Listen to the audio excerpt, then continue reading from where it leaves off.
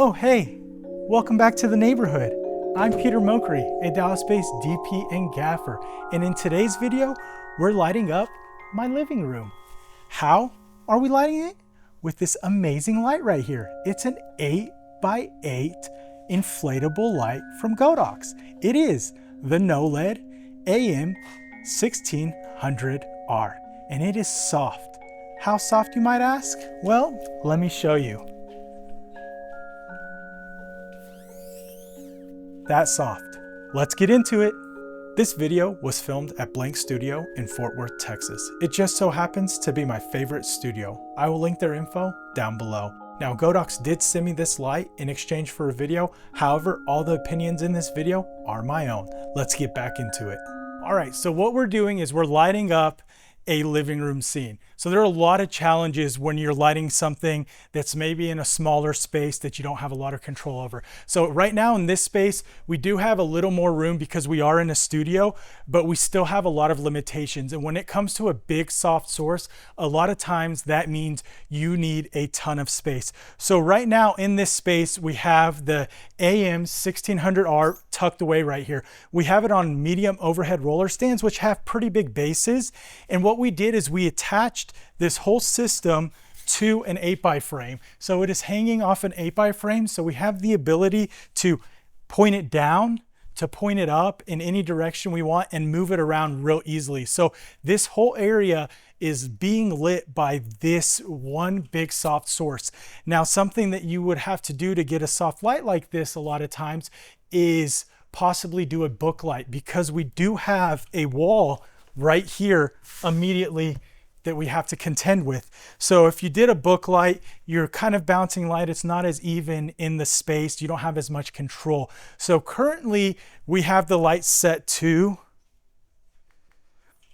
10%. So we're at 10%. We did add a little bit of a floppy here to adjust the spill we're getting here, so we're not spilling too much. But what we will do in just a moment is we will add a grid to this, so then it has a little more directionality, and we'll see how it changes in the scene back here and how much darker it gets on this space versus running just the diffusion. Now, the diffusion that we're using is the soft film that comes in the 8x8 kit. You have 3 diffusions plus you have a lantern. We're going with the thickest one that feels like a shower curtain, kind of like a magic cloth. So it gives us a nice soft light. So right now we're at 10%. So what I'm going to do is I'm going to cut out this light and show you what it looks like with the light off. So we do have some ambient light in the space, but we're able to kind of play with it. We can overpower the ambient light if we wanted to,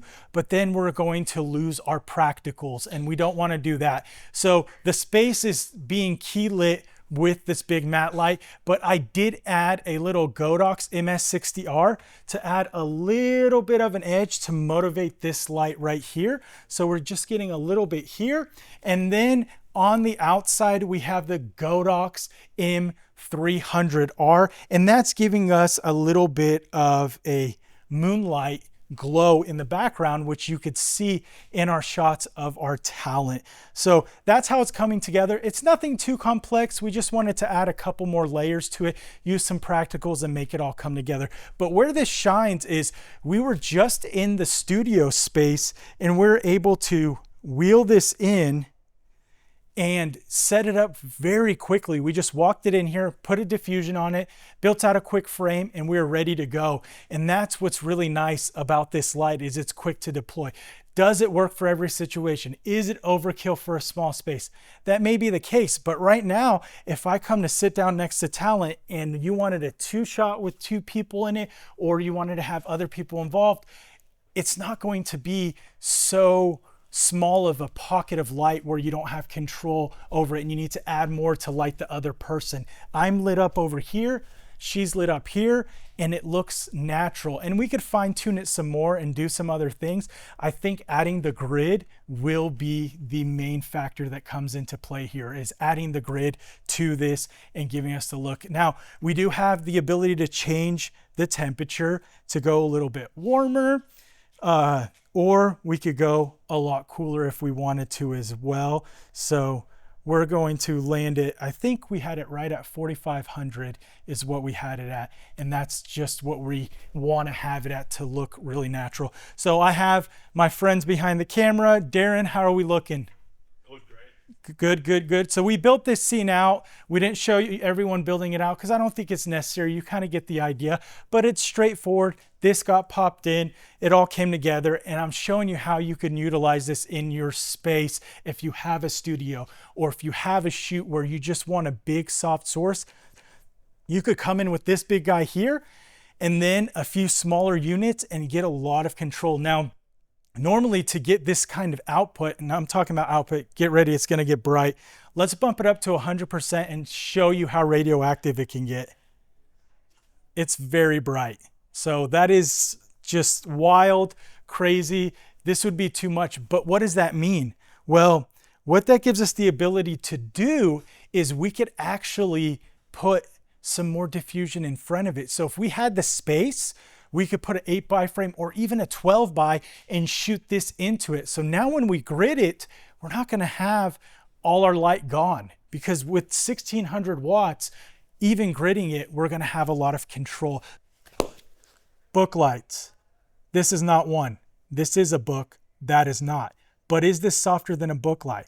I want you to let me know down in the comments. Now, you're probably gonna say, this whole thing is not practical. How are you gonna set this whole thing up and do this and do that? Well, with a book light, you've gotta set up the bounce, you gotta set up the diff, you gotta set up the light itself, you gotta move those individually, or you maybe watch one of my videos where you kind of pile it onto one and do it, but it's clunky and sometimes it just doesn't work. This is soft from edge to edge, corner to corner, all the way around, and it's easy to maneuver. So let me know what your thoughts are on it and if you feel that this performs better than a book light. All right, let's get back into it. So I will take out the main light and I will meter that first. And the reason I want to meter that is so you know what our ambient light looks like. So we're going to go right here next to talent. And now we're going to shoot it up to 100%. This is going to get bright. And let's see what that looks like. I have the light changed to 4000 Kelvin, and then we have the camera set to 5600. So when I sit down here, we're gonna go ahead and meter it. Remember, this is set at 10%, so let's see what kind of meter reading we get.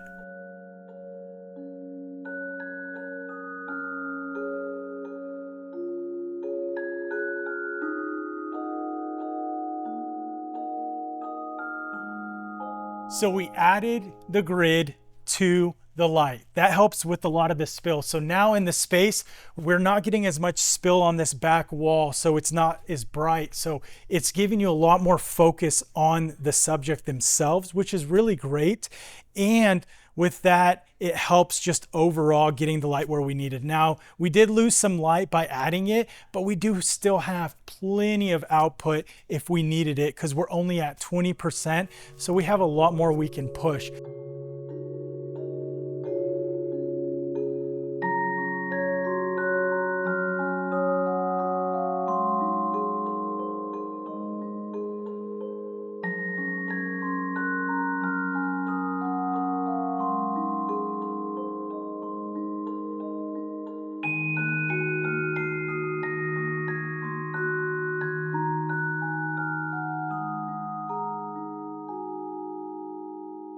As always, guys, thank you so much for watching. It takes a lot to make these videos happen.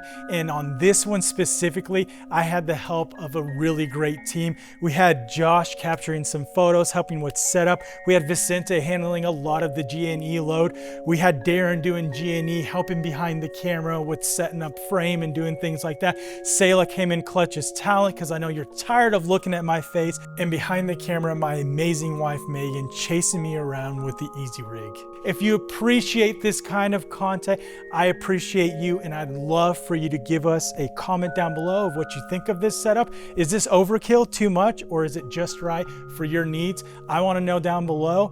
And as always, give us a like, give us a sub, and before I get out of here, YouTube says click on all this random stuff. I don't know what they're talking about, but you better do it or they're gonna come and knocking on your door. Thank you so much, and I'll see you on the next one.